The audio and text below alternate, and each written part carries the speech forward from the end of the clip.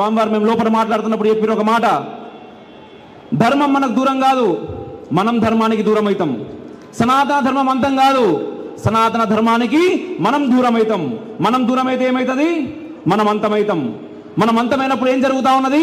ఒక ఆఫ్ఘనిస్తాన్ కనబడతా ఉన్నది, మనకు ఒక పాకిస్తాన్ కనిపిస్తున్నది, ఒక బంగ్లాదేశ్ కనిపిస్తున్నది. మన దేశంలో కూడా చాలా చాలా ప్రాంతాలు ఏ రకంగా తయారవుతున్నాయో మనకు తెలుసా అన్న? మనకు కనబడతా ఉన్నాయి, మన కళ్ళ ముందు కనబడతా ఉన్నాయి. ఒక ఆఫ్ఘనిస్తాన్లో ఏం చూస్తున్నది? అమ్మాయిలు, ఆడవాళ్ళు. తల్లి మీకే చెప్తున్నా, మీరందరూ జాగ్రత్తగా వినాలి. ఎందుకంటే రేపటి భావి భారతీయులను తయారు చేయాల్సినటువంటి బాధ్యత మీది, మీ చేతుల్లోనే ఉంది. మీ కొడుకులు, మీ మనవళ్ళు వాళ్ళ కోసం. ఎందుకంటే ఈరోజు మీరు ఎంత సంపాదించినా, ఎంత దాచిపెట్టినా, ఒక్క రాత్రి మన కాశ్మీర్లో ఏం జరిగిందన్న? 1990లో మీ అందరికీ తెలిసిందే. అర్ధరాత్రి ఆజాం మైక్లల్లో, మసీదు మైక్లల్లో ఏం చెప్పిర్రు?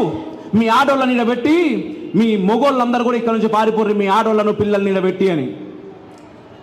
పట్టా బుట్ట మనం ఎంత సంపాదించిర్రు? కోట్లు సంపాదించిర్రు. బీరువాళ్ళు నిండిపోయినాయి, ఆస్తులున్నాయి. ఏం లాభం అన్నా? ఏం ప్రయోజనం? ఏం చేయగలిగినాం? ఏం చేయలేదు. అందరూ బయటకు వచ్చేసారు.